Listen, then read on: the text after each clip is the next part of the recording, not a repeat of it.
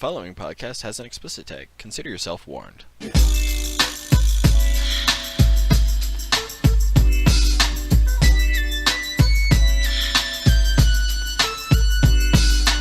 One, two, three into the four. Snoop Doggy Dogg and Dr. Dre is at the door. Welcome one and all to the shit show that is episode 17 of Not Another Atheist Podcast. As always, I'm your host Keith, joined by literally the one and only New York voice from the South, Jen. Jen, how you doing this fine evening? Go fuck yourself. I love you too. That's fine. So for the folks at home who haven't been able to hear their stifled laughter, tonight we're joined by the Cellar Door Skeptics, our favorite guest, Chris Hanna, and his partner in crime, Christopher Tanner, who is apparently a replacement for David Teachout. Well, that's just a brand new total show. Total show, man. Fuck. You're throwing him under the bus right when he gets here. I have to admit, You're gonna Tanner get a bunch is not of as hairy trade. as Teachout, so he's definitely not a Sasquatch. Not a Sasquatch. But you've only seen the face of me behind the microphone. You haven't seen below. I'm okay with that. You know what? I'm like Actually, totally Tanner like really. Tanner got caught with the butt crack hanging out on a paleo radio podcast when they still did video on one episode. This was a long time ago. It was a Google Hangout. Tanner got up. Tonight? I want to see some fucking plumbers crack tonight. You might. He got up with a quick. Yes. There's a possibility. It's times like this that I almost regret changing the intro bit where it says, full frontal nudity, because, that we're going down that road tonight, so cheers to you, fuckers. Yes. Well, I don't have any booze because it's pretty late here at midnight, but we'll cheers up. I have enough for you. Late at midnight? Do you watch fucking Murder, She Wrote 2 and eat your early bird special with fucking grits at 4:30? What the fuck? Okay, that's how I roll, man. I gotta work that long hour too. Before these fine gentlemen decide that they've had enough of abuse from Jen. So we've had Chris on. This is now his third time. Your frequent flyer miles will be in the mail. But Tanner, you've never been on before, so why don't you introduce yourself? Sure. My name is Christopher Tanner. I am one of the hosts of Cellar Door Skeptics. I'm a former host of a little show called Atheist Analysis that I guarantee nobody's ever heard of. And I have. Okay, well, one person. So we have one person, and we have. Damn it! All right, so I lied. There's 3 people that have heard of this show. But anyway, I did a YouTube show where basically I learned how to have a conversation online. That's when I was arguing with Christians all the time, and I thought, hey, this is the best thing ever, right? As far as my other background, I work as basically a project manager at a large corporation. On my free time, I'm a podcaster, father of 4, and I've been an atheist for about 4 years now. So before that, I was an evangelical Christian. Okay, so before we get into the horrifying description of being a father of 4 here, and I can say horrifying because as yet I am still the only one in this group that doesn't have children. So we're gonna ask you, why don't you give us your heathen origin stories? Because you just highlighted that you were evangelical. Yes, I grew up a conservative Baptist, and let's see here, I was that way for 15 years of my life. My father was a deacon since I was about 5 years old. I went to a private reformed school for 13 years of my life. I moved to Michigan when I was 15, and that's when I started going to a public school, and my parents joined a more liberal church, if you want to call it that. And from there, we went on to me being 18 and saying, I'm not going to church anymore. And I was. You're such a badass. And so for me, it was the introduction to the public life. It was an introduction to evolution, an introduction to. I had a friend that was very socialistic in high school, and he opened me up to all sorts of different experiences that I'd never had. And next thing you know, I got a couple of gay friends. My pastor's telling me they're going to hell. I'm saying, well, they're awesome people. Why the hell would I believe this? And then my pastor came over and decided that he was going to tell me if I didn't go back to church, I would turn into his junkie son and go to hell. And at that point, I said, I'm definitely not going back to church, and you can go fuck yourself. I can say fuck on your program, right? Oh, fuck yes. On, have you listened? All right, Jesus. well, just making sure. Well, so evidently, some of us do research and listen to other people's podcasts before we make an appearance. That's a goddamn requirement on this motherfucking show. Okay. Well, good. Yeah, if you don't swear, we get offended. Yeah.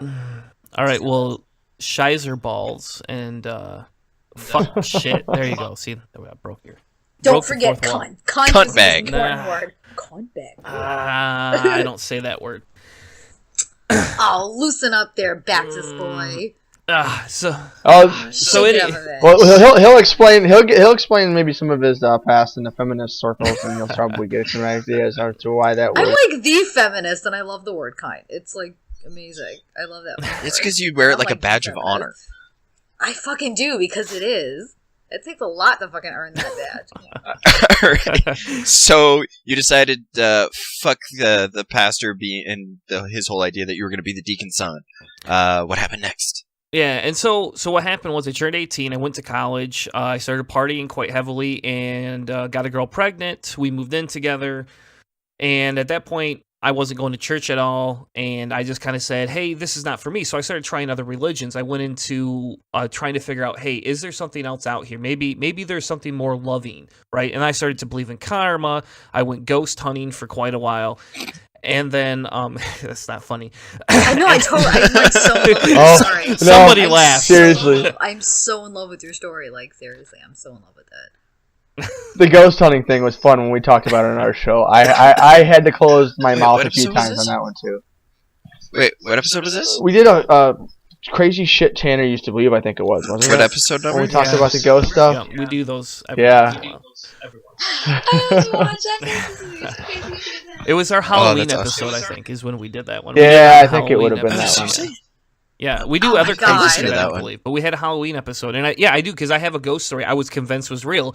And now looking back, it's like, oh, I think I was just a little inebriated on some hallucinogenic type stuff at the time. And, just kind of figured, Which one was this one? I smoked a lot. We smoked a lot of weed, but we went. So I'll tell you the story. Let's interrupt the origin story. I'll tell you the real quick addition. So I had a buddy Excellent.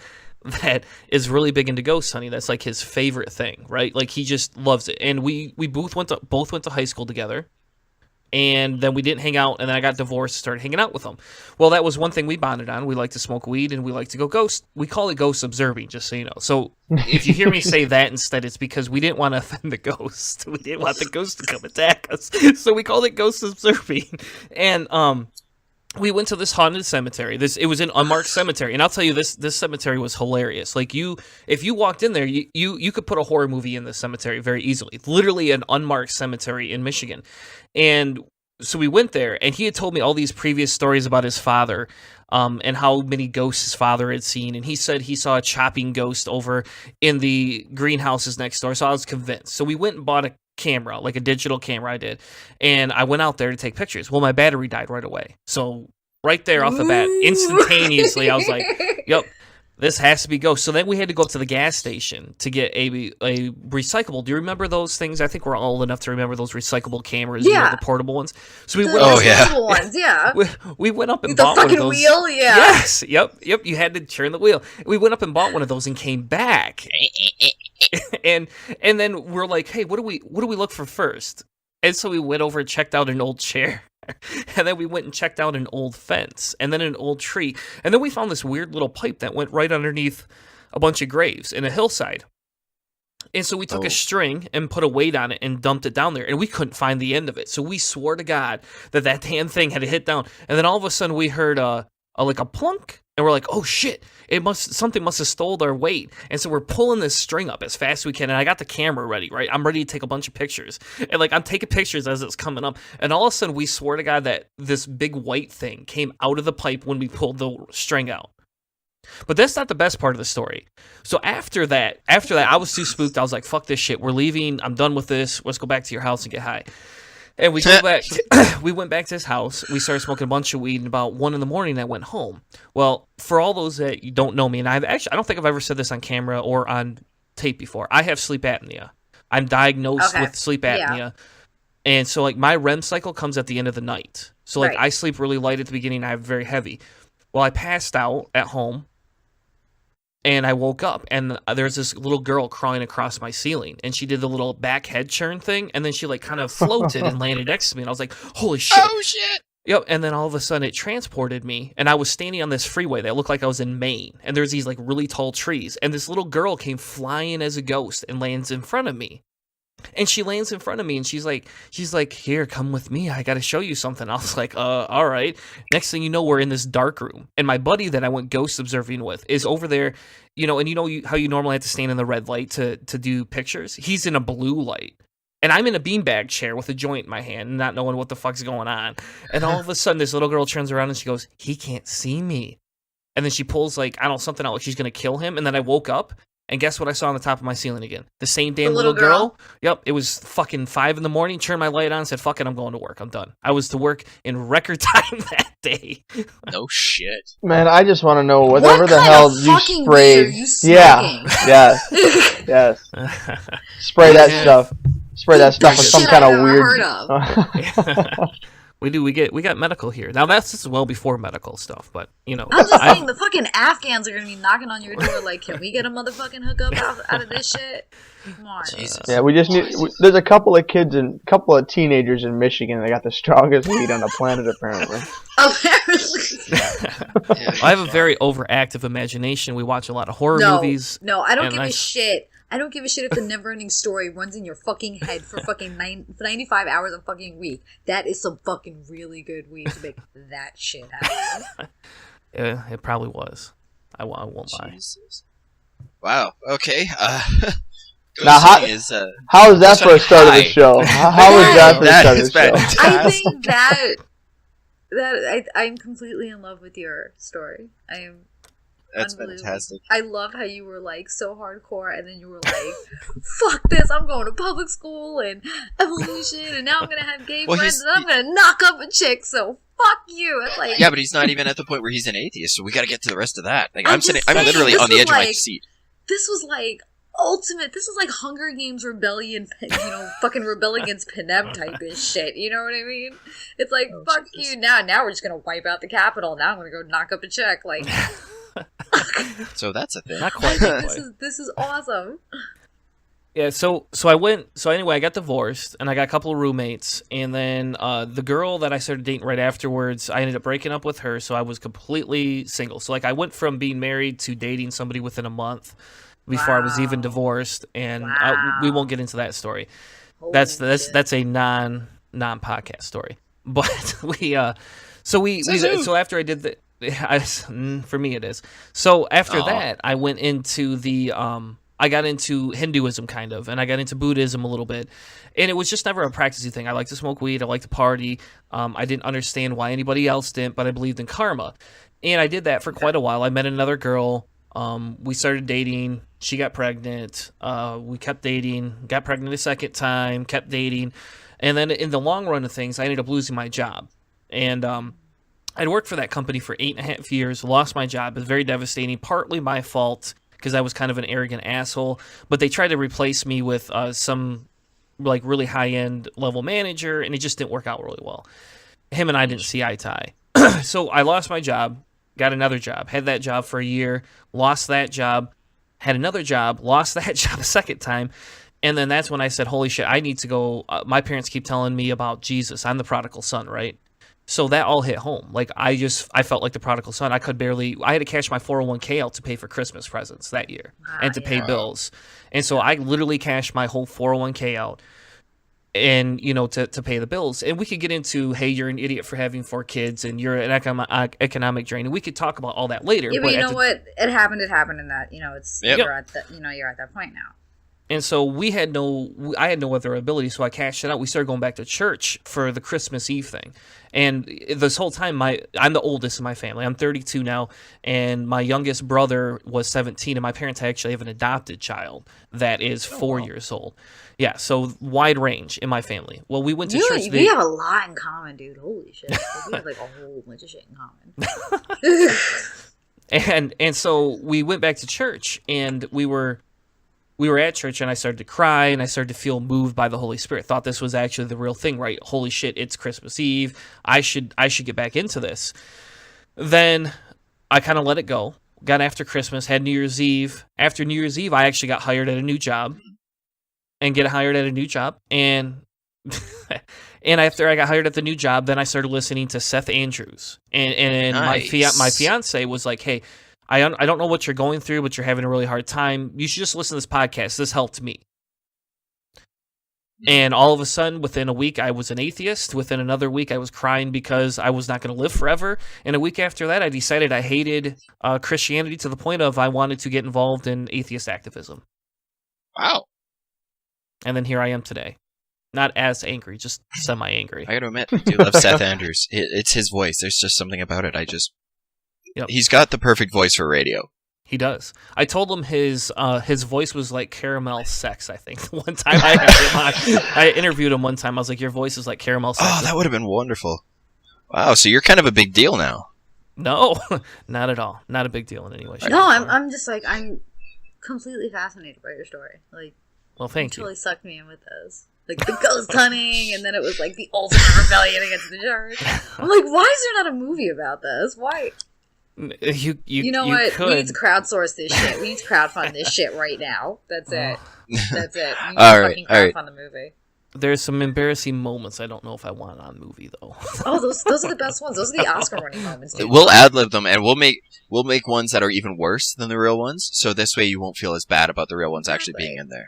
All right. I don't know. I got some stories that could probably top some shit.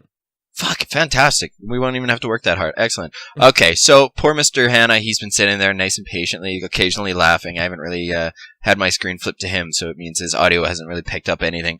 So why don't we kind of move on now to Cellar Door Skeptics. We're going to give Hanna a quick chance to kind of talk, because I know he's actually who reached out to us initially when it came to, Heretical Minds, Atheist Analysis, and Secular Syndicate. So Chris, Hanna, the floor is yours.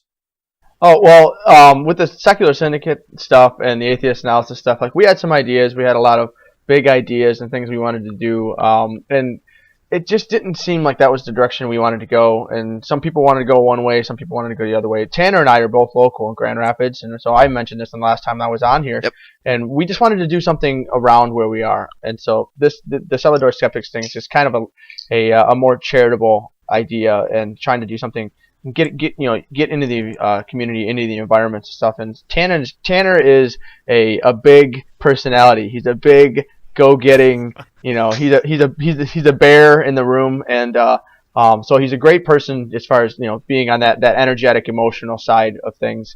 And I'm a pretty stoic engineer. I love the science and really doing a lot of research and stuff. So it's just a really fun combination. We kind of have really different conversations, and we have different perspectives. So it's a cool show. It's a more skeptical show than it is just trying to absolutely blast and attack religion from all fronts. We talk a lot more politics on this one with Cellar Door Skeptics, and we. Yeah, and I mean, one of our big things we've been talking about is medical marijuana, and then moving it on to full legalization in Michigan. Like what that means, the ballots and stuff. But also we talked about just some fun crap too. Like we talked about the GMOs, whether or not they're going to light your head on fire when you're eating them. And we did a... Wait, they do this? Wait, what episode was this? No.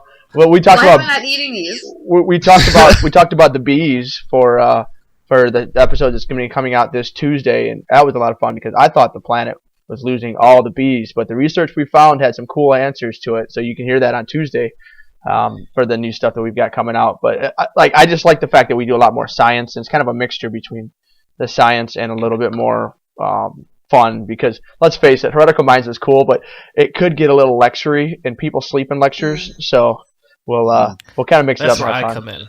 Yeah, except when Jen and I joined you. That was...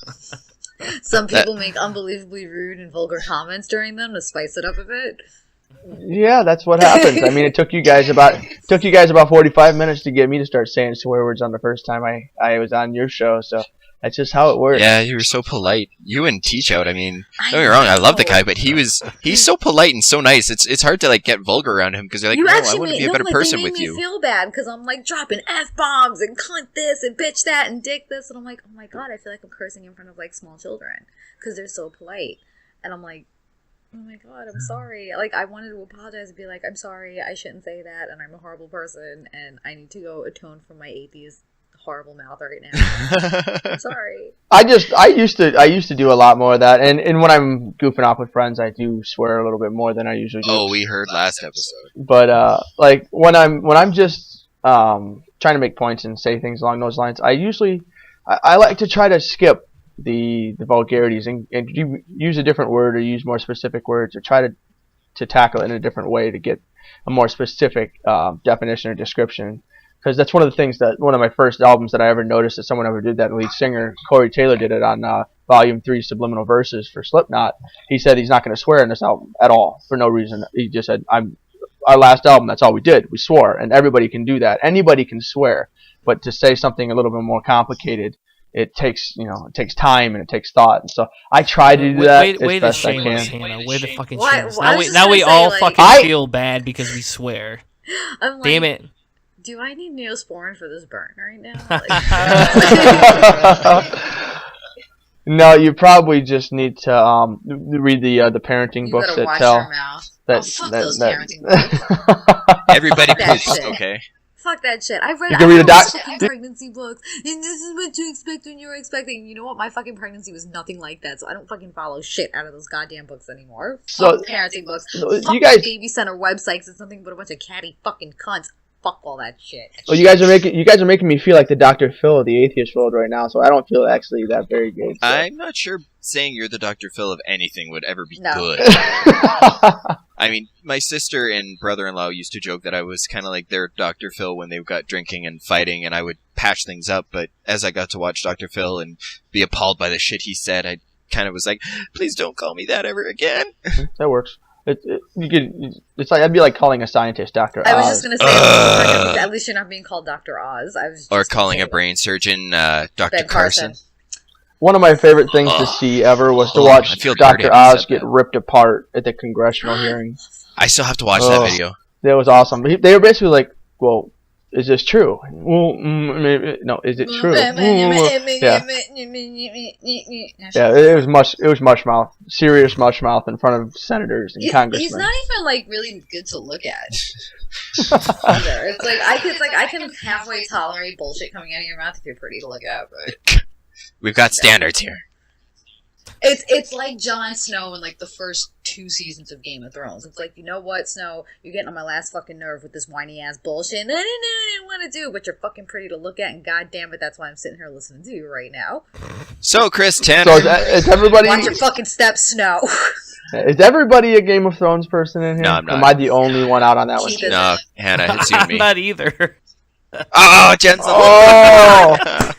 I'm alone. I watched the first season. That was about it, and then it moves. I think I just get too high. I think that's what it is. It just moves in so many directions. No, yeah, you really can't be high because there's a lot of shit that you really have to pay attention to with this show. Oh God, where you're gonna miss like everything, so you really can't be fucked up watching it. Well, I would yell at the screen. Like, I would just get pissed off at it. Like we'd be sitting there watching it, and I'd like look at my girl and I'd be like, "What the fuck is this shit? What is going on? Like, who is this character? Why is he doing this? Who is this? This isn't like The Walking Dead where it's like, oh, Carl, yay zombies, Carl get in the house. It's not. I don't even watch that show. I love. I like horror. But I don't like that show. Bruce Campbell shared a meme the other day. It said that Carl walked out of it would have shortened the entire Walking Dead. It said that Carl walked out of the hospital and Bruce was sitting in a car. Carl asked him, "What the hell happened?" And Bruce said, "Zombie apocalypse. Don't worry about it. I handled it. You can go back and lay down." that was like, that could be in the entire show. So I'm the only fangirl tonight. This is bullshit. We need more fangirls. Good, which means we can fucking move on. So, the reason we brought Chris Squared on tonight because we wanted to talk about their new show, Cellar Door Skeptics. Now that Hannah's had a turn to talk, Tanner, what made you guys go with Cellar Door first off? I mean, we kind of understand the skepticism, but Cellar Doors, what's the deal with that? Is that where you hide the hookers, or? No, we don't hide hookers. Nope. Nope, they're out in the open. We parade them. We just parade those ones out. We parade those out with pride. They walk down my street every fucking day. Where the fuck do you live? Jesus Christ! I live in Jennison. I need to visit. The Cellar Door thing, it kind of came out of a desire to create a name that would not I guess, say atheism in it. You know, we talked about it because Hannah's not in the same boat as I am in terms of our aggression towards religion, and and so we had a conversation. We said, okay, well, are we going to talk about only atheism? Well, no. Are we going to only talk about this? Well, no. Well, so what do we want it to be? And I said, well, hey, I really like Cellar Door, the word Cellar Door, because I'm a big Donnie Darko fan. So there you go. If you want to nerd out on something else, we can nerd out on Donnie Darko. And a huge Donnie Darko fan. And so I was like, hey, you know, that would be really cool if we used that word because it's supposedly the most beautiful word in the dictionary. Then we did some research, and he said, hey, you know, this word actually linguistically is easy to remember, and it comes up all the time. So we said, hey, if we're going to do this, if we're going to do a podcast, why not buy into some of the marketing play and find something that people fucking remember? You know, atheist analysis, nobody remembered that. Nobody ever remembered that shit. They're like, you're with, okay, you did, but did you really remember it? Well, I did because it was like the AA. Yeah, no. Like weird word association All right, in my fair head. enough. I got. It is. I tell like, yeah, I'm with the atheist analysis, and they'd see like AA and stuff. They're like, are you an alcoholic? Yes, I got the same thing too. And my kids wear those shirts. My kids actually still wear those shirts. They wore them to school. I got Johnny made shirts for my kids because that was our gimmick for a little while. Anyway, we made shirts, and he sent me some. I was like, yeah, send me some for my kids. And my one son was trying to connect with me, and my other son just did it because my other son did. Because the brother was doing it. Yeah, and so, you know, so now they still wear them. And I'm like, you guys know I'm not in that, like, I'm not with them anymore. They don't even exist. I was gonna say, do they even exist anymore? No. It's still on the websites and stuff there, but nothing new has been put out there for a long time. See, They don't I exist. I tried looking at the websites and it looked like they were down. So Yep. Oh, maybe it is down. Yeah, he took. I don't know. He let it lapse for a while at least. I don't know if he ever brought it back up because they canceled my email address. He never took my email address away when I quit, so I was getting emails. I just responded to him, be like, "I don't work here anymore. Here, let me give you Johnny's email address." Yeah. Man, Keith, you are going full Dr. Evil with the cat, and you He laugh really right now. is. He does. I found a mat in her first. So I'm like, oh shit, I should probably brush this out. Is that Boo? Yeah, it is. This is my cat. This is the feline atheist. Boo joins us for every episode. She does. She also has this thing with my iPad. If I've got like a YouTube video on it, and usually it's like some atheist video or whatever, like the Atheist Experience or Jacqueline Glenn or something like that, and she'll like curl up right on the screen. Trying to protect you from the fiery hellfires. No, she like curls right up. She nuzzles it. Like I have a picture of her nuzzling Jacqueline Glenn. It's hilarious. This is the atheist cat. Dude, Yeah, fix this that is- mat. I can see it from here. Yikes. Yeah, I know. I was supposed to get her, you know, do that whole lion cut thing over the summer, and Oh my god, don't do that to that fucking cat anymore. she loves it. I don't give She a feels shit. extra That's fucking ferocious. what. There's no fucking reason for you to shave a fucking house cat like a goddamn lion, except for the fact that you have a fucking tiny ass penis and you need to feel like, you know, something is the fucking man of the Pride Lands in your fucking domain. Leave the fucking cat alone. So here's a fun fact: is that if Jen is so sexually frustrated that if you do anything she God. doesn't like, somehow you have a small dick. Yes, that's it now. I have the biggest fucking dick out of anybody here. Thank you. Even though you're like the smallest human being. Okay, so Even though I have a vagina, I think So you guys have moved into Cellar Door Skeptics. You guys do, like you said, a little bit of crazy shit Chris used to believe. There's the science segment. Every once in a while, Hannah does like some sort of a review. The first review you did was awesome. I still have to buy that album, by the way. You guys have some of the most badass transition music I think I've ever heard because it's amazing. Yeah, we're both metalheads, so Tanner just throws the heavy dudes in there, man. It's awesome. We got some Jay-Z on this next one coming up. So Whoa. I have very eccentric tastes. I like everything but country music. I can't stand country music. at Oh all. no. Uh-oh. Me and country music don't get along. But Douche chills. I like hip hops. I like Hip hops? He likes the hip hops. He likes the hip It's a hops. plural. I don't fucking know. But So I like That almost is- anything except for that's country. fantastic. Just the word country music gives me fucking douche chills. Like, ugh. Oh, So you guys have referenced the next episode a few times. I know in our discussion you said there was something to do with a little bit of Christmas. So any chance you could give us a bit of a teaser trailer for that? Sure, we haven't recorded that one yet. The Christmas one is coming. Or what can we expect? Yeah, the Christmas one comes up in 2 weeks, and if you guys aren't in the Atheist and Skeptics podcast group, you guys should join that group. And if We're you're already there. Okay, see, so I posted something in there. So for our Christmas episode, I have a gentleman named Aaron who wrote a book about basically how Jesus never really was born in Bethlehem, yada, yada, yada. That whole thing is a bunch of bullshit, and he's going to come debunk that on our show. We're also reaching out to any atheist podcasts that would like to submit a 2 to 3 minute segment basically about what the holidays mean to them as atheists, and if they want to also throw in some tips for how to survive the holidays with religious relatives, that would be amazing as well. So we're trying to do a little more collaboration type thing, bring other people into it. You know, we've had a few other podcasts, you know, so we try to. The problem I had with Atheist Analysis is we spent so much time interviewing everybody else. You didn't know who I was, or you didn't know who Johnny was. Yeah. And that worked out well for an interview show. It does, yeah. So you know a lot about everybody we interviewed, and we did a very good job at that. Except for the actual hosts. Exactly. So when Hannah and I did this, that was one of my requirements. Coming with Hannah was saying, "Hey, not coming literally." No, it's okay. We don't judge. We're happy you two have found that together. We're just disappointed Hannah didn't tell us about it sooner. And so, one of the requirements was that look on his face. One of the requirements was that we had to do more conversations between the two of us. And that's one of the things Johnny and I had a hard time doing, is because we both had very strong personalities, and about 50% of the time we disagreed on the topic at hand. For instance, feminism, white privilege. We even didn't like the same types of food sometimes. Man. So it was a lot harder for the two of us to relate in that atmosphere. In terms of activism, we got along really well. We both were, very outgoing in that, but our personal lives conflicted quite heavily. So yeah. Well, that kind of sorry, let me actually say what I mean to say instead of letting alcohol try using my tongue for me. That's interesting. I mean, Jen and I have really only had one major disagreement. I'm sorry. I can't believe you just said that, and my mind totally went somewhere else. I'm sorry. Hi. Not another dirty podcast, ladies and gentlemen. Oh, that's pretty much what we should fucking name it at this point. Because up until now, like, Jen and I, for the most part, we agree on a lot of things. Granted, I'm the guy showing up really late to the party, so in a lot of cases, I'm kind of like, oh, I didn't know that before. Holy shit! Which is kind of my inspiration for what I wanted to do with this show is, I'm growing up, I'm maturing, and I would love to use this show as an outlet to, reach out to, more prominent members, get to know them, instead of just sitting there listening to them, actually get a chance to interact.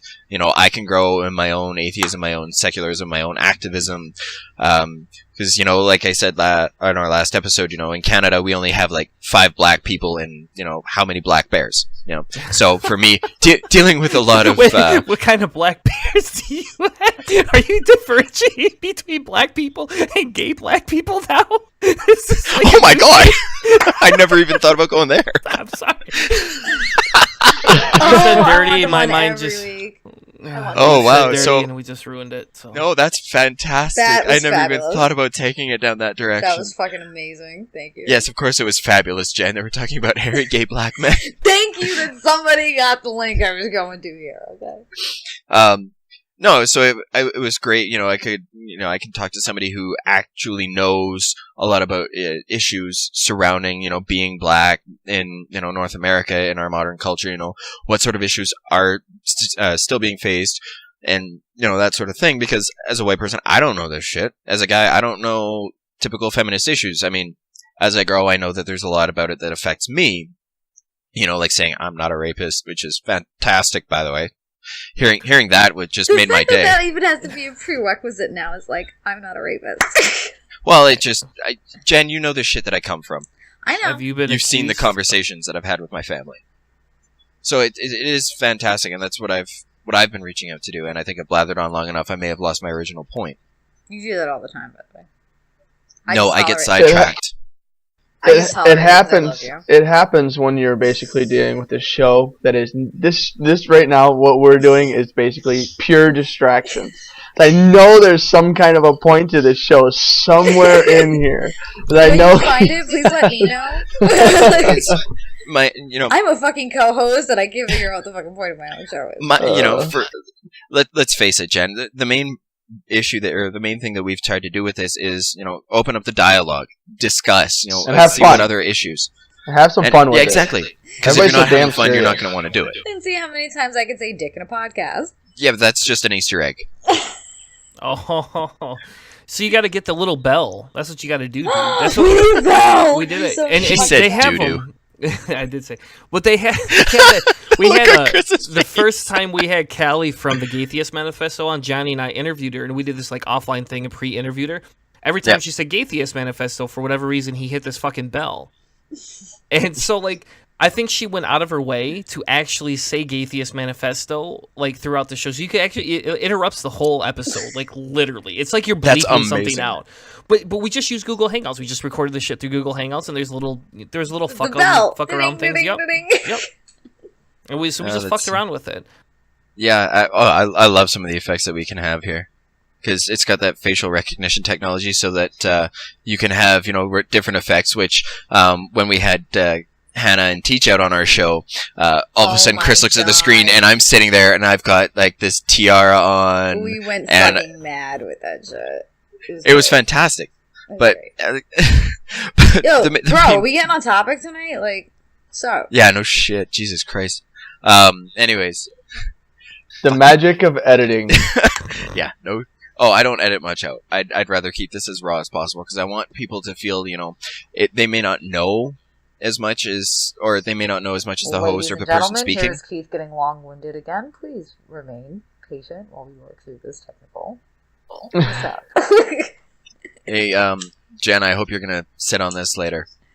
I'll sit on a fucking sit and spin right now if I could fucking find one. Okay. I'm guessing most of the dots on the what's the old hand game where you put your hands on the colors? They're all brown now. Twister. Hey, Twister. All the spots at your house are brown spots on Twister. It's brown. Wait, why would it be brown? Now you got to explain this. No, shit. let's. Oh let's my not, god! No. Now like nobody's gonna want to fuck me. Thanks a lot, Hannah. That's great. First Hannah's episode. like, good. If I can't, no one can. No, the first episode was straight to anal beads when I was here. You guys brought that out, man. The anal. Well, remember, I said there's nobody delivering groceries to this back door, so groceries do not get delivered to the back door in this motherfucking house. It's okay. There is no deliverance to the back door. There is no eating no motherfucking groceries at that back door. Motherfucker, that door is locked. Okay? Don't even think about wiping your feet back there, because you ain't getting in it. So, Hannah, instead of doing Heretical Minds now, for like an hour every week, you have your science moment on Cellar Door Skeptics. See what I did there? I put us back on topic, Jen. Well, what we do is we try to do like the second segments, which are 15, 20 minutes. At the beginning, when we first started, before we could really get like a good time frame and get like our momentum and like that casual feel when you have a decent conversation back and forth. You're not like, okay, that's my part, now on to you. And so we the first couple episodes were like 2.5, 2 3/4 hours. It was getting long and long. And the last couple episodes we've been getting a little bit better at hitting about a 10, 15, 20 minute mark and moving on. It's like our reviews are usually 5 to 10 minutes. And our segments are 20 minutes, maybe a little bit longer depending on if it's a complicated topic or not. The science segment usually sticks around 20.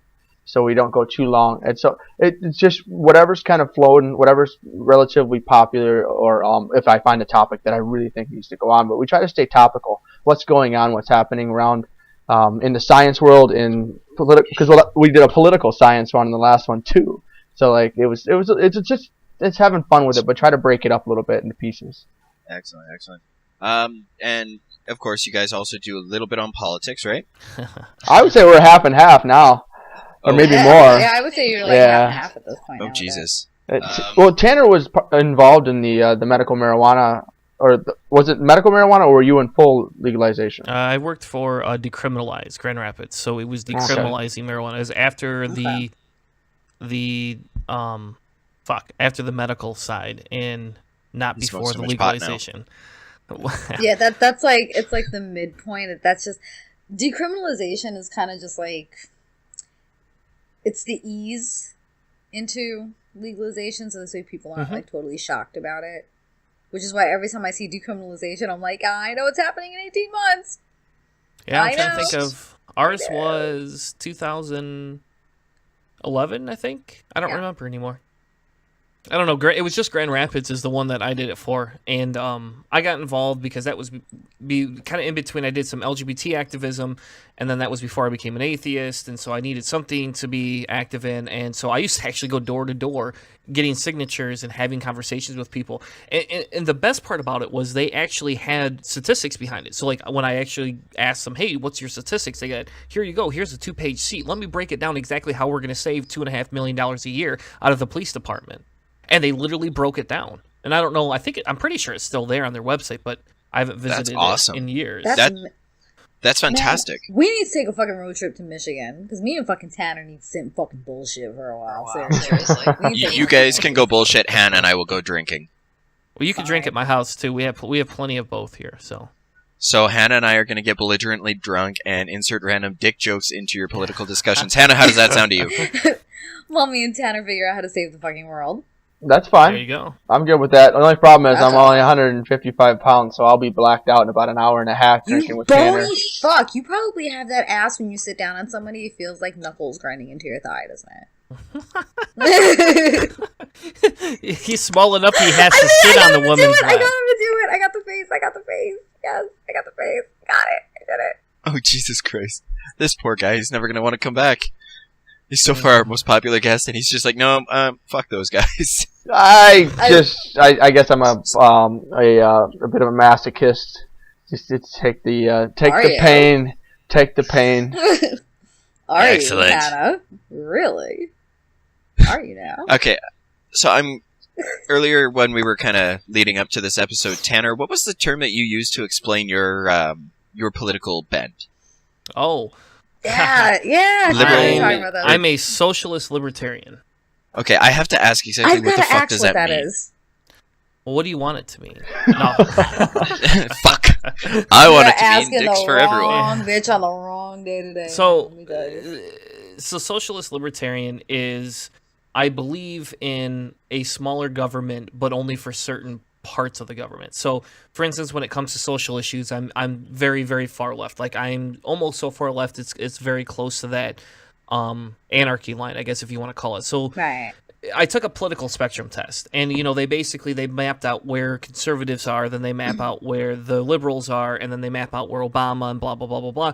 The popular candidates are. Yeah, so I hit like so far left and down that I'm on the opposite side of authoritarian, and I'm on the almost that libertarian spectrum, because what I believe is that the problem, we can't let small or government be run by big business, and that's what happens in America. I know you're not from America, Keith, but in America, big business runs everything, and it dictates everything, and I have a problem with that. Society, right? Yes, and in my opinion, raw capitalism at its base core, without large corporations and all this other bullshit, actually works, which is that libertarian side of me. And that, if we could keep everything at that small end, we wouldn't have the problem with the discriminational side and all that, because you would weed out all this. But the problem is we don't have that in America. And so I have to be a socialist to be able to help create social construct programs, because as a humanist, I see society and people's worth and their base values as more than just a number or just a consumer. And so that's where the socialist side of it comes into. Wow. Oh my God, now that I've thoroughly confused you guys. There you go. No, so I totally have a fucking name for what I am now. This is amazing. Okay. Yeah, I said the same thing. I took the same test with Tanner, and I was just a little bit... Do you guys know where to find this test? Because I want to take it. Tanner, do you remember the link for that page? Yep. Yeah, I have it saved, I think, in one of my podcasts. I'll have to find it. Yeah, definitely find it. Excellent. If you could provide that us, we'll put that on our page, so if anybody who's curious can take a look. Yeah, we were both basically in the same area, and I was a little bit... we weren't. No, you were further down and further left than I was. Hold on, I'm going to find those pictures now. Yeah, I know you saved them. I was a little bit more towards the middle. Spectrum test right now. Yeah, I was a little bit more towards the middle on my stuff, which is kind of where I expected to be. Because I do find, like Chris said earlier on in the show, I am a little less aggressive in some of the things that I would do, a little bit more in the middle and moldy, malleability. And so, you're moldy, yes, I'm moldy. Yeah, a little bit more malleable. And so like that, but it was a fun thing. Basically where I expected it to be. I was not quite as pacifistic as Gandhi, because he's listed on what his perspectives were and stuff on there. and then they have Marx, and they have Freud, and they had a bunch of really cool people listed on the chart, so you can see kind of that's where you're not a video cast. So only no audience member can see this right now, but I'm showing you. Excellent. Oh wow, you are like down in the bottom left-hand corner. Wait, move it down a bit. I want to see what website that was. Talk Tanner. Okay. No, I think that's the test I'm taking right now. I seriously think that's the test I'm taking right now. It's pretty long. It's like 12 pages, 15 pages long. It takes a minute. I got 6. I've got 6 pages. Oh, sweet Jesus. Okay, yeah. So I was closer.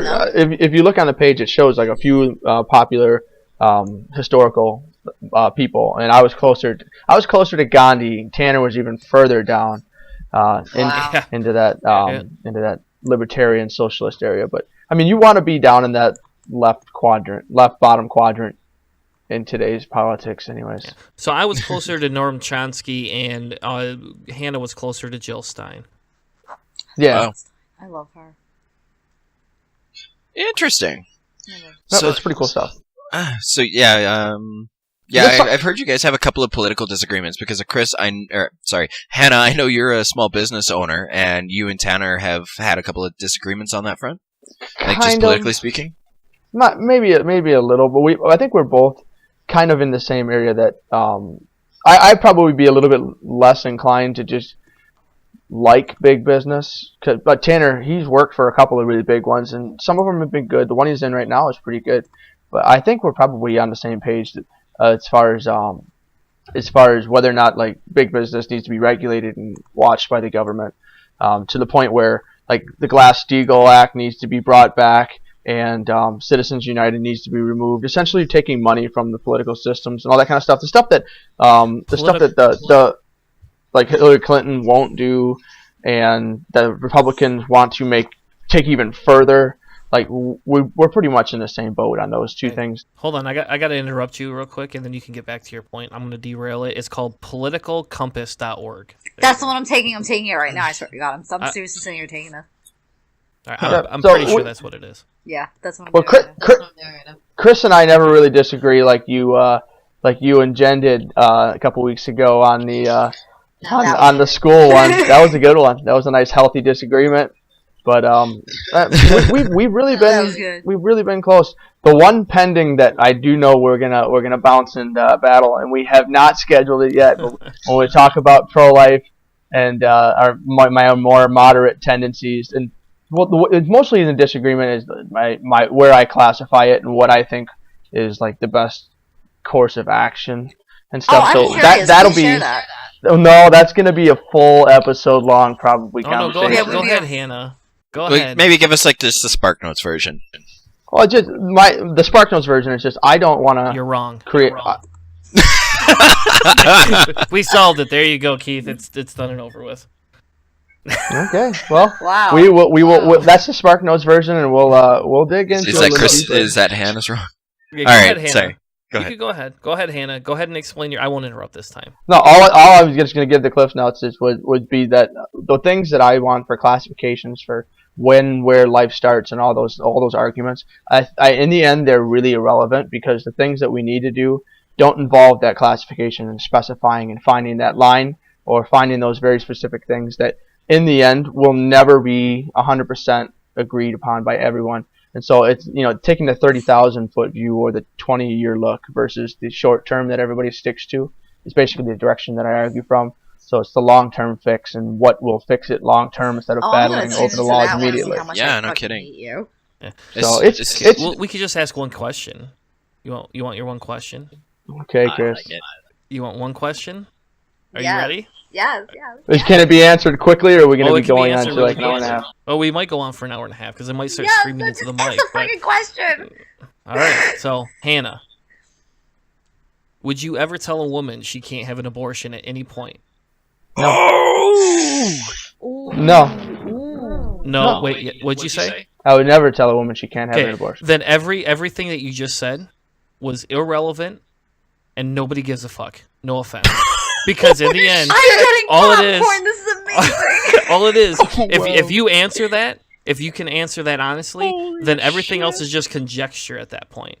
And that's my whole point, is that so that discussion isn't irrelevant, because for me, if the woman wants to have the abortion, she can have the abortion. If she doesn't have to. It's her fucking choice, not mine. And my role in this is to make sure that legislation doesn't get passed and people don't get to continue to have ignorant views. Not saying you do, just typically in general, people will have ignorant views, and nobody should be able to restrict a woman's right to do what the fuck she wants with her body, because in the end she came here first before the fetus.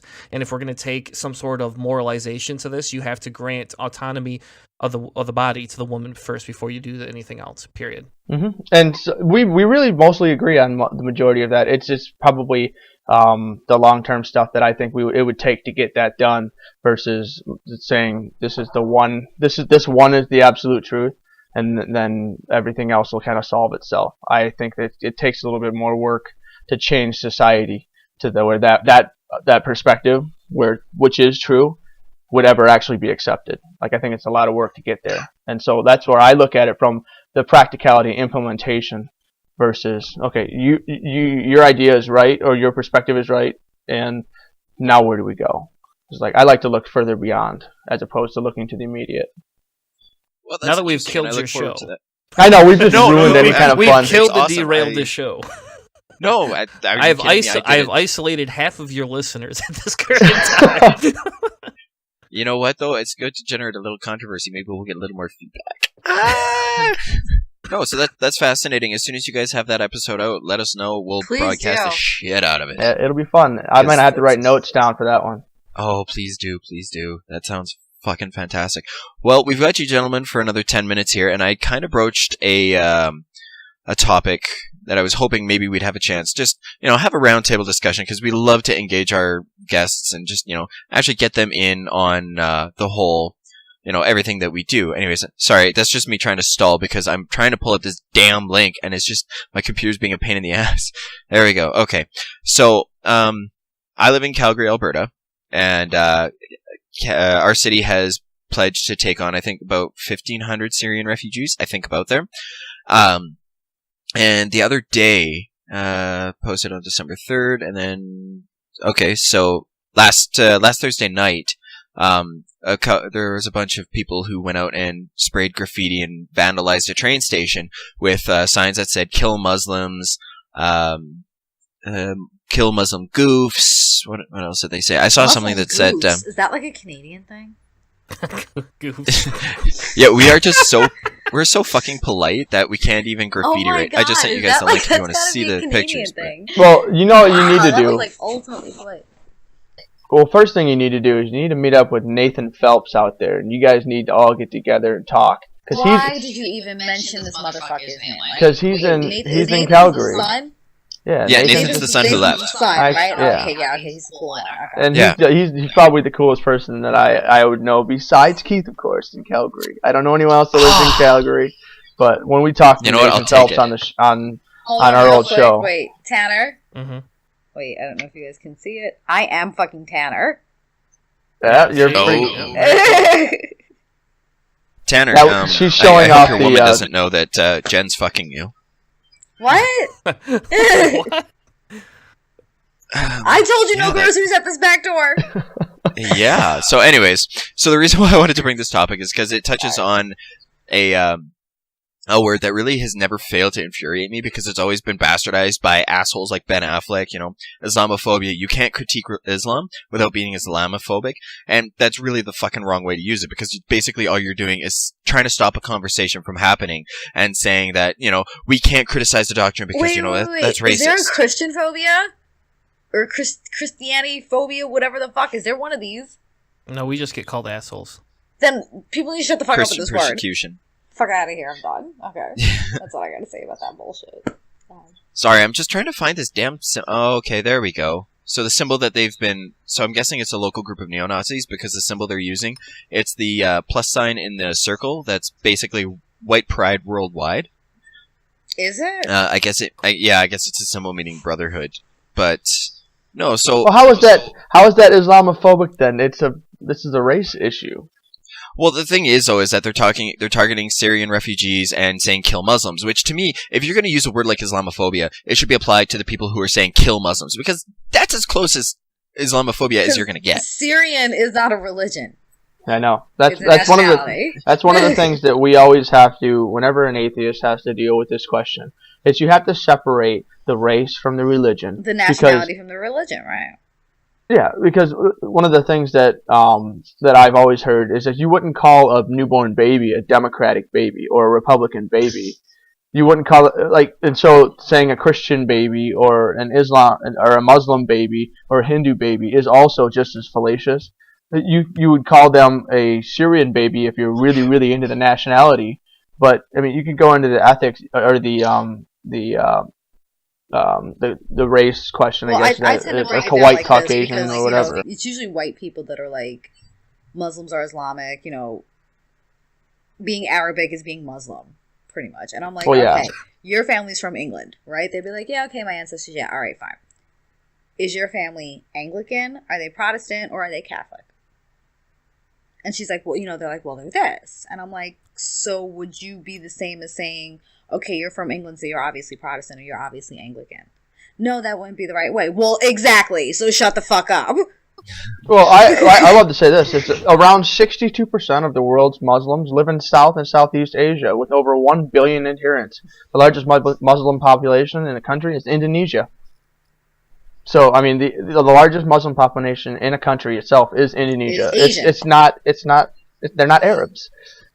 That's statistics, and so people just don't separate You've obviously never seen a Muslim Albanian before, and I mean blonde-headed, blue-eyed. Yeah, they look like Hitler's fucking ideal, and they're Muslim. Well, when the Bosnians, the Serbs, and the Croats were all fighting, I mean, do you remember when they used to call the Bosnians the Serbs and the Muslim troops? Mm-hmm. Well, because the Bosnians and Serbs were Greek Orthodox and the Catholics or and so it's just the way the media wants to spend this one, or the way Southern white Protestant Republicans want to see people. Shots fucking fired. So Islamophobia, people. What do you guys think?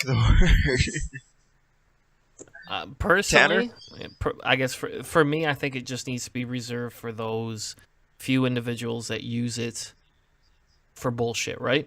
So, like, for me, when I look at... That sounds stupid. But that really did. I'm really... really I don't even think I know. I was like, I don't even know what the fuck that means. Anyway, you can edit that part out. You're going to get yelled at for using the broad brush there, Tanner. That's for bullshit. Yeah. So that's for bullshit. Fair. You know better. All right, so fair enough. So for me, Islamophobia is ridiculous. I don't understand why people want to use a term like that, because for me, the only time that it can be put into place is when you actually have somebody such as my aunt who is against Muslims just because she associates all with terrorists.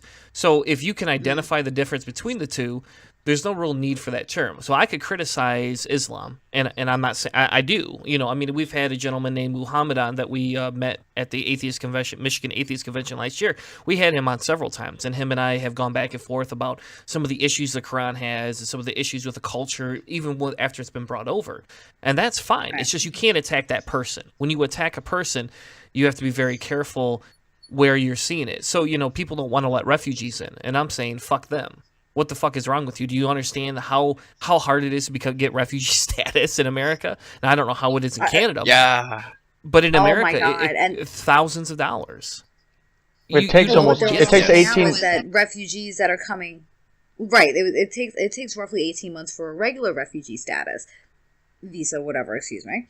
But people that are coming in from these war-torn countries are now being subjected to this kind of black operation background check, which is now taking them 24 to 36 months. Oh yeah, that's one of the things that higher levels of security. That's one of the things that I shared last week. The regular refugee program, right? Aside from the regular refugee screening process, they're going through some fucking Black Ops CIA fucking Call of Duty shit that they got to be fucking checked out from. It's like, can you respawn 3 days later in Turkey? Congratulations, you're in. Yeah, but to go back, if you went back to your monument spray painting, right? And you went back to that whole thing. Oh, it was a train station. Train station. Okay, I thought it was a monument. So anyway, you see how much. So did I for some reason. Okay. Good to know. So the train station, right? When we go back to the KKK, basically Canadian KKK people, we'll just call them the CKK or something like that. And we go back to that. the difference is that we could call them Islamic phobic if we want, but it doesn't get us anywhere near to the fact that in the end they're just fucking racist and they're just bigoted. And that's really all it is. Yeah. And we could create a fancy term for it if we want. Nice cat. And we can imagine... Yeah, she said she wanted to be back. And we can imagine a world in that realm of things, but it doesn't matter. Call them what the fuck you want. I'm not an Islamist phobic. I can't even say the damn word anymore. I'm not that person because I go against Islam. I would be that person if I was like, all Muslims are like that. And if you had a conversation with my aunt, as I had to have on Facebook tonight, you would understand how conservative my family was. Is it made public so we can watch? I don't know. It's on my sister's page. They don't tag me anymore, most of them. I have a Thanksgiving story if you ever want it. But I basically, part of the family disowned me. And she went on my sister's page ranting about how we should not let any Muslims in. And so I just dropped a bunch of knowledge on her. And then she's like, well, the Quran is all about war and killing. And if you don't believe in Allah, you're dying. And it's like, well, here's 4 passages from the Quran that say opposite of that. Oh, you just take it out of context. And here's 9 from the Bible that say the same shit. You know what I mean? Exactly. And her husband's got a PhD. He's a theologian, for fuck's sake. You'd think he would have figured this shit out by now. Been like, hey, woman, you need to read your Bible better because that's how my uncle rolls. Honey, you are not going to come up against the pussy that's sucking your dick, okay? He's got to go home to her. Oh, no. Yeah, it's true. No, bud. No. You've not met they were Mennonites, which is like the closest thing to Amish as you can get. Whoa. Yep. I know. I live, actually, like, there's a huge Mennonite community down here. Yeah. I heard those people were all kinds of kinky, but they just do it downstairs and then hiding from all the family and stuff. Probably. I'm sorry, especially have you seen? Yeah, we got Mennonites and Hutterites up here. Shit? Have you seen the way the Amish build the motherfucking fireplaces? You know that motherfucker got a sex swing somewhere. You fucking know one of them, at least one of them, gets bored because they can't sleep at night. You know he built a fucking dungeon. He built a fucking 50 Shades playroom in the basement of his fucking log cabin. That brings back to mind David tells old jokes like, "Oh, Jebediah." I'm just saying, you know, there's got to be at least one Amish person that likes the shit getting kicked out of them during sex. At least the chick that likes to be choked. At least a woman that likes to be choked. Something. Yeah, she's yelling at him. Give it to me, you Abe Lincoln looking motherfucker. That's the way that stuff works. Give it to me, you bearded bastard. Beat me like you do the cows in the morning. Oh, sorry. I guess it should be like more. It should sound more like. Beat me, you bearded bastard! Because, they're German or something like that. Well, no, they got the Pennsylvania Dutch, which is all kinds of wild. But, yeah, well, one of the other things that, to bring it back to the Syrian thing, because I actually did the exact same thing with an aunt of mine who posted a meme that said, Obama is bringing 100,000 Syrian refugees to America. Share if you agree we should take care of our nearly 60,000 homeless veterans first. And I just started twitching when I read that. It was first thing in the morning, too. And so I went on, I did the research. Obama just upped it to 10,000, so they're off by a factor of 10, right? Which is, oopsie, my comma's in the wrong spot. But that's where I got the dates. So so far since 2011, they've only let 2,200 Syrian refugees in. Yeah. That's it, just 2,200, and it takes 18 to 24 months, and all of our data. Research people are involved in vetting these people. Right. It takes forever. And then the other argument is well, if you're not going to go the Islamophobic area, they're saying, well, we should help our people here at home first. Well, it's funny how they want to get all taken care of the people at home when there's people from other countries that want in, but when nobody's trying to get in here, they could give a shit less about our vets. Like the Republican Congress voted to deny the Bernie Sanders authored bill to help the veterans. This pisses me off. I'm very in with the veteran community. I've went through 3 deployments with hardcore motherfucking infantrymen that I now deal with the after effect. So I get to see exactly the lacking funding and the lacking support for veterans firsthand. And what's killing me is that we have these actual veterans that are like, no, you need to take care of veterans first. And I'm like, then why the fuck are you voting for the fucking people that aren't taking care of you? You don't give a shit about your care as long as they give you fucking pills. But the minute we want to bring in somebody else to help, now you give a fuck about your benefits? No. Well, yeah. I won't vote Bernie Sanders because he's a socialist. Motherfucker, he's the only one that was willing to give you funding. He wrote the bill. He wrote it. He wrote the bill. Not only that, but he found money to give you. He found money to educate your kids. He found money to take in fucking refugees. And he found money to give you free fucking weed. So what the fuck are you bitching about? No, but you're gonna sit on your motherfucking ass bitching about the VA and everything else, drinking your fucking Mountain Dew and your fucking Bud Light, reliving your motherfucking glory days like you were some kind of badass fucking Chris Kyle superstar, talking about that nigger gonna take my guns and bring in the brown people. Get the fuck out of here. No, if there was, I swear to God, I see people like this, I'm like, you're the fucking first person I'm turning into the concentration camp if fucking Trump gets elected. Okay, I'm done. Yeah, Trump will be rounding people up. I saw something that Robert Reich posted the other day. It says that we're about to get crumped, and they're talking about Cruz and Trump mixing together and farm one ticket. I saw that. Can someone explain to me something? I just have a question. Cruz is a Hispanic man that was born in fucking Canada.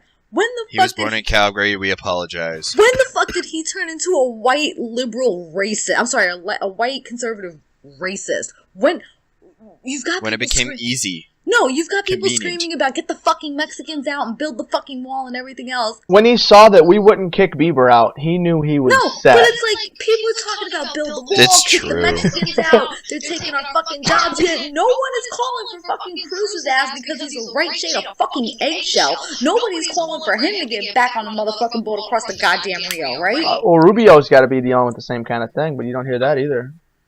I mean, that's because everything's great on Planet Rubio. I totally forgot about Rubio. Most people do.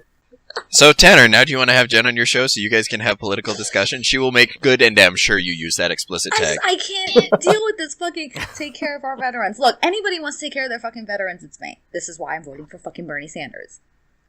But, you know, the nigger Obama gonna come take my guns and then get his Muslim cronies out so they could take my bacon, my women, and my fucking porn. No, motherfucker! So you know what we can do for the show? I've now killed Chris Hanna. Yeah, that was a Snapchat moment there. I just exploded. So what we can do is we can have a show where we can talk politics. And on the politics side of things, what we'll talk about is this.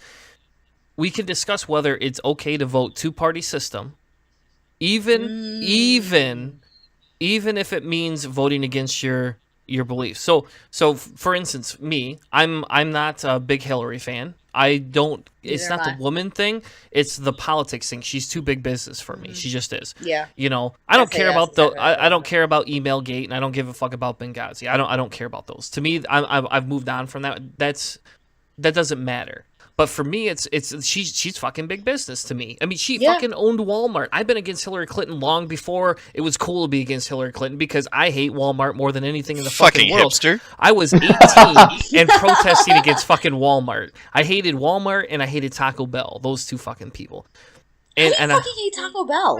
You're a fucking pothead. How did you hate Taco Bell? Because he's about to teach you something.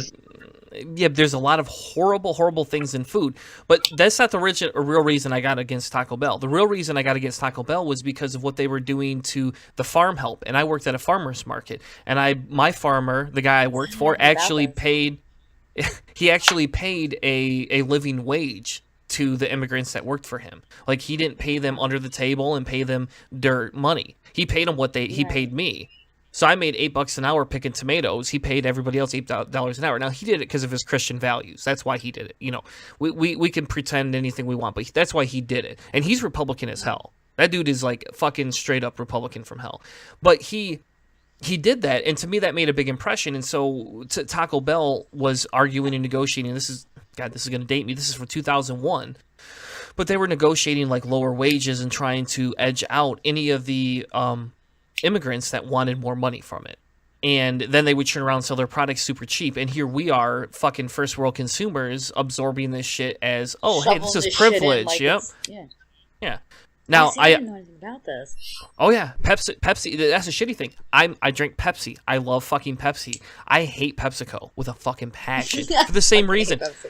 Because they were part of that whole conglomerate with Taco Bell, right. and that was my That's my rant. But yeah, okay, so I've been a political activist to a point since I was 18 because I used to protest Taco Bell. I used to stand on the corner and protest Taco Bell for a little while. I swear to God, I think he's like my penis counterpart because I'm trying to think. The RNC was what year? The big Republican National Convention in New York. I can't think of it now. I got married in 2005. It's like 2004 maybe. I think it was 2004. Yeah, because. Wait, you're probably asking the wrong group of people when the Republican. It was 2003. It was 2003. No, this was major. And I remember getting arrested and getting thrown in the back of a paddy wagon because I was screaming that George Bush should lick his mother's balls.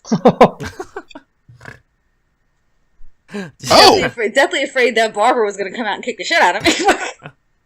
Yeah, no shit. Wow. Yep. That's it was 2003. It was 2003. Yep. Because it had been the year before he got reelected. Yep. Yep.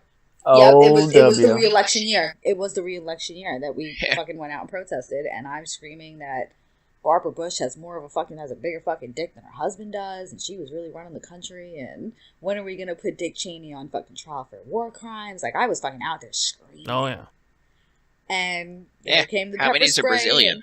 Here comes the pepper spray and zip ties, and my face getting slammed into the back of the NYPD paddy wagon. Damn, you got lucky. I never had any of that shit. Yeah, I feel bad now. I need to go feel protest bad. Oh my more. God, come visit. I gotta go protest more. We protest twice a week in New York. Come visit with me. We're great. It's great. You got great fucking pizza too. Han over there looks like he's dying. I just cough all the time. It's just a you side realize effect. that if me and Tanner go to a fucking protest together, you're so seeing us on the news, right? You fucking yeah. Know you're gonna see It's okay. Hannah and I can take over one of the shows. Spikes will be like, yeah. Keith, what we'll do is we'll just start saving now, and we can cover the bail.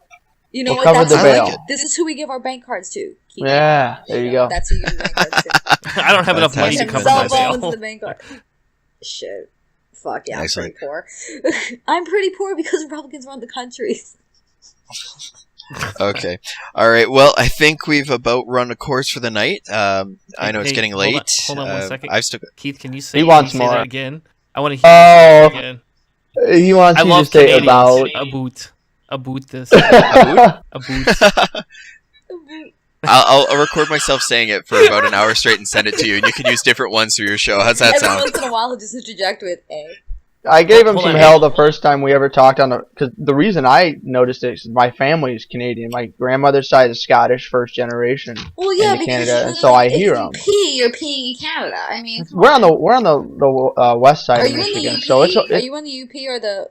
You're in the UP, right? No, it's over 2.5 hours to get to Canada from my house. We're down here. Okay, you're at the lower end. Okay, I thought you guys were up at the UP for some reason. No, we're on the west side of the state. It's almost a 3-hour drive.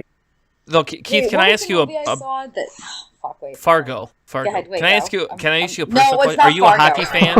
Are you a hockey fan? Me? Yes. Of course. Okay, good. So not a huge one, but I am.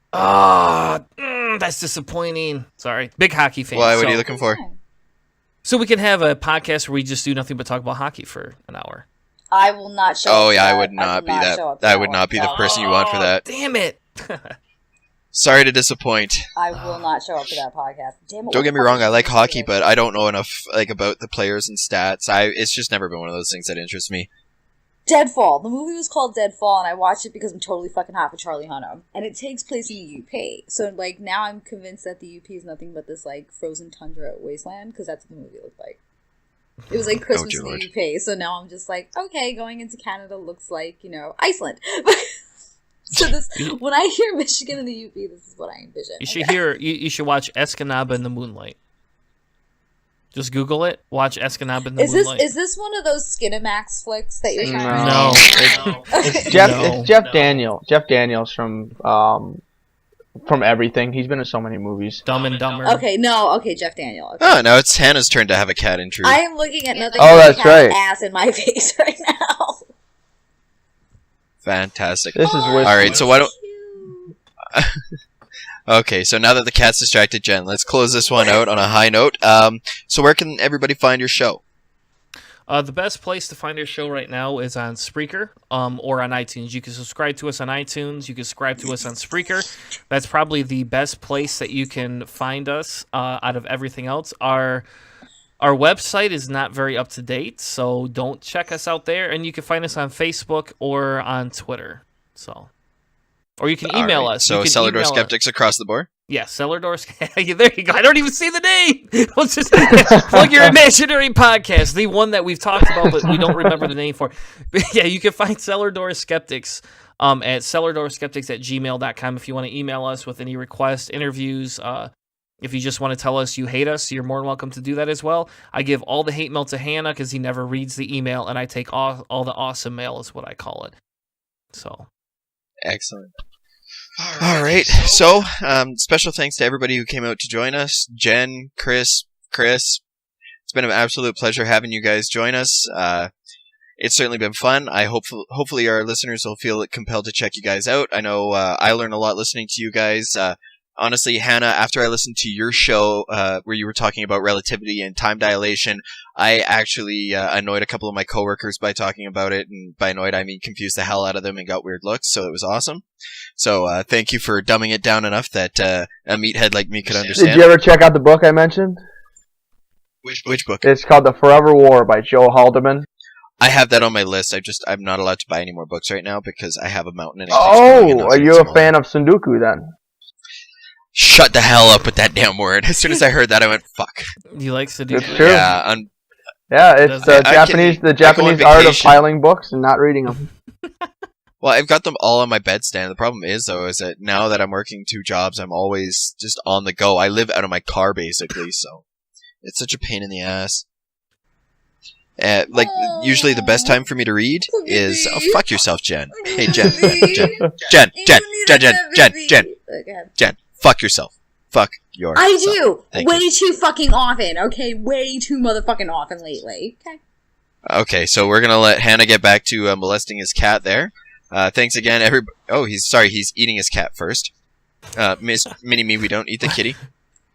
So before we get to... babies, remember? Oh yeah, I was gonna make a comment about how's the baby liver coming along for me, Hannah? Pretty good. She's 2 months old now. She starts every day with a big fat smile and a giant shit. That's morning. But I spend most of my time working, so I come home and at the end of the day she's cranky. So I see her smile in the morning, and then I see yelling and screaming when I get home because she wants to go to bed. So it's kind of minimized, but once she's on more of a schedule and sleeps all night long, hopefully I'll get to see her a little more.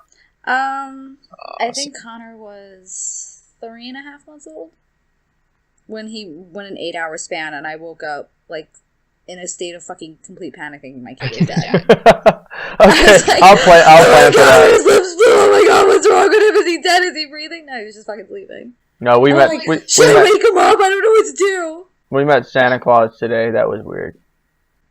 No shit. All right. Well, I'm going to close this out before we carry on any further. So thanks, everybody, for coming in, and thank you, Chris Squared, for being on the show. Thank you to my wonderful host, Jen. I love having you guys on, like, so much. I love it. I really do. We look forward to having you guys on again in the future, having a good, long political debate or something like that. Or a wank. Because I want to fucking rip Chris's ass apart on abortion. Like, big time.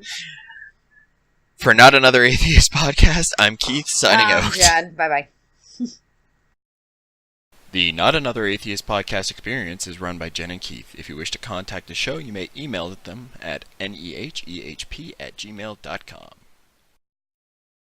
About, I'd rather keep this as raw as possible. He's a bear in the room. Yeah, I've already recorded.